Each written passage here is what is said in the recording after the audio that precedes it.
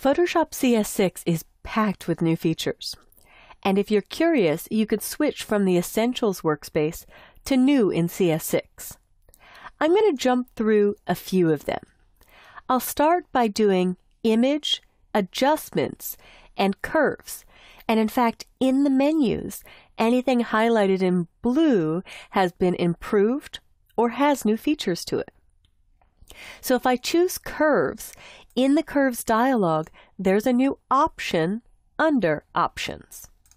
And if I click Options, for the first time ever, they are now plotting points on the curve when you do automatic settings.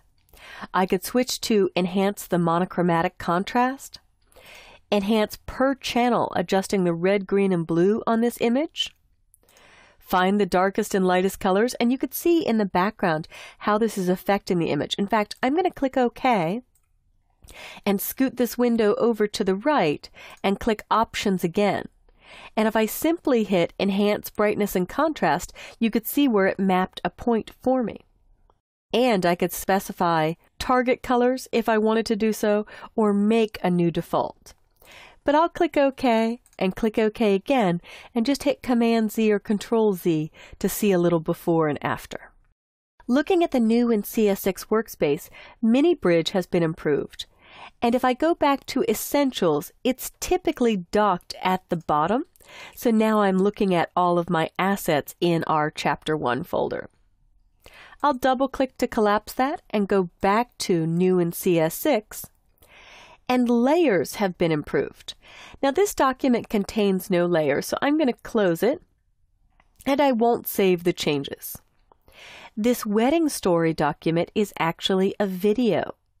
Now with Photoshop Standard, you do not need to purchase Extended, but with Standard you can do very easy video editing.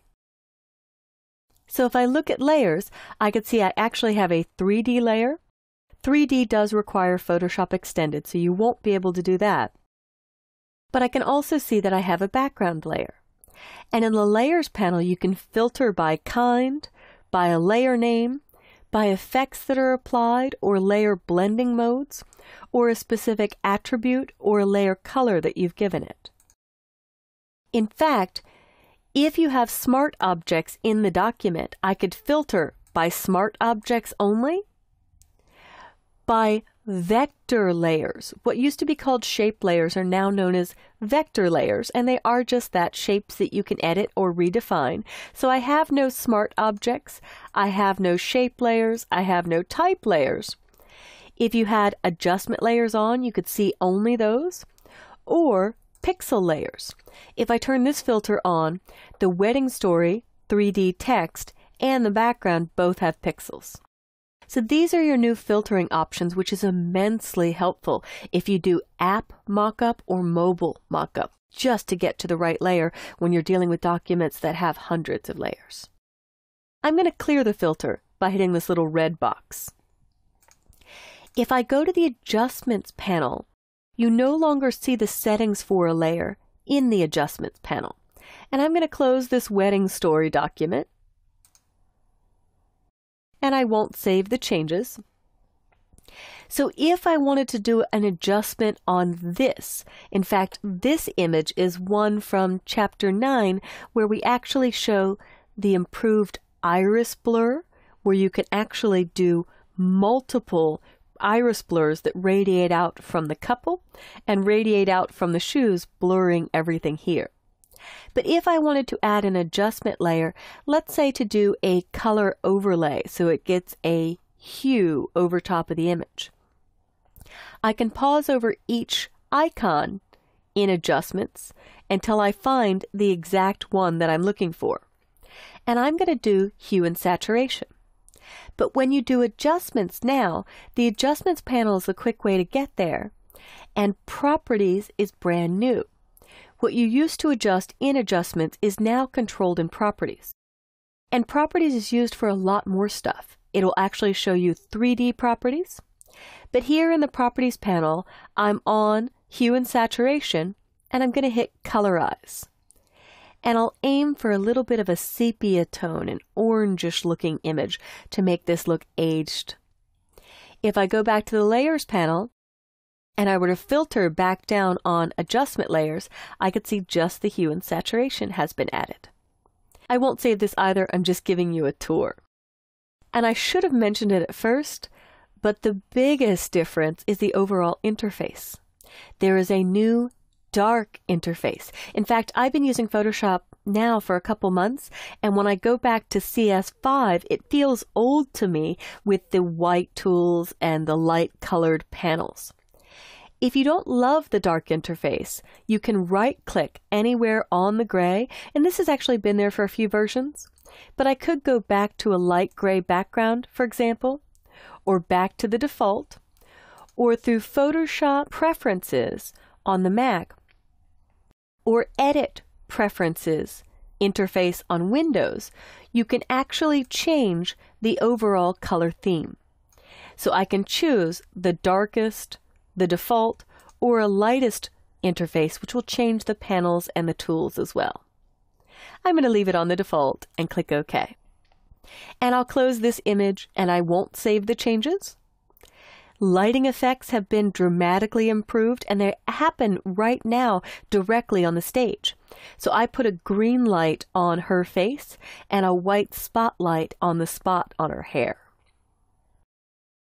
CS6 also added, under the Filter menu, a new oil paint filter.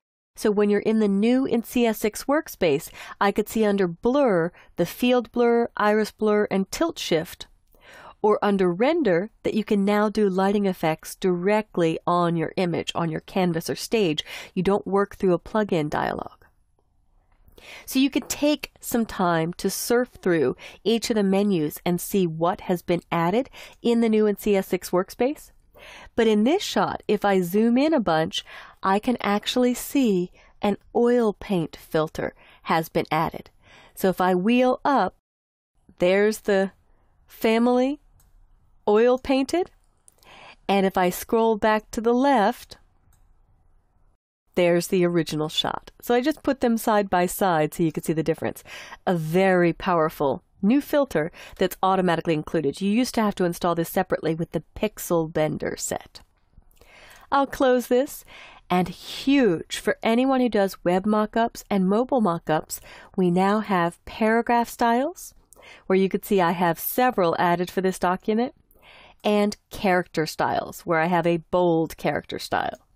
So in paragraph styles, if I wanted to change all of my headings, I could double click on heading and maybe change my font to something else. Let's just go to Hobo. Not that that looks good, but just so that it's radically different. And once I've switched it to Hobo and clicked OK, anything that's using the O2 heading style automatically gets updated to Hobo. And it looks like it was only used in this individual spot. I'll undo that. But there are quite a few paragraph styles which are great for global edits. And in fact, I'm just not even going to save the changes to this. I'll close it and I hit Don't Save.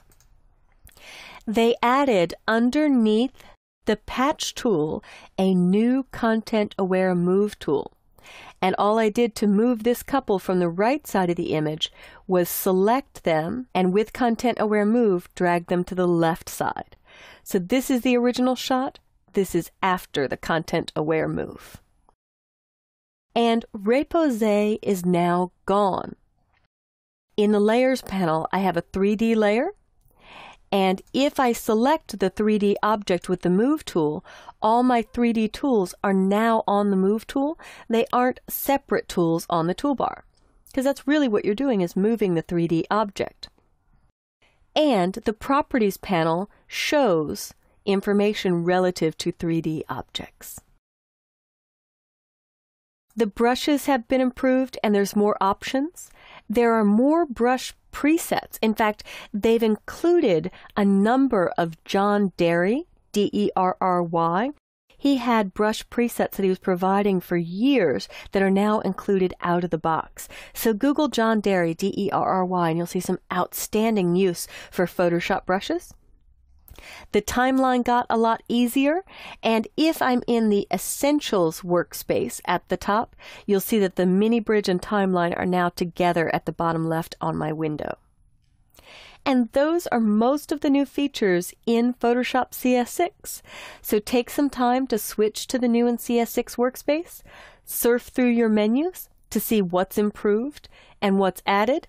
And I should mention for the photographers out there, Contact Sheet is back. It's no longer a separate install. You can build Photoshop contact sheets by pointing to a folder of images.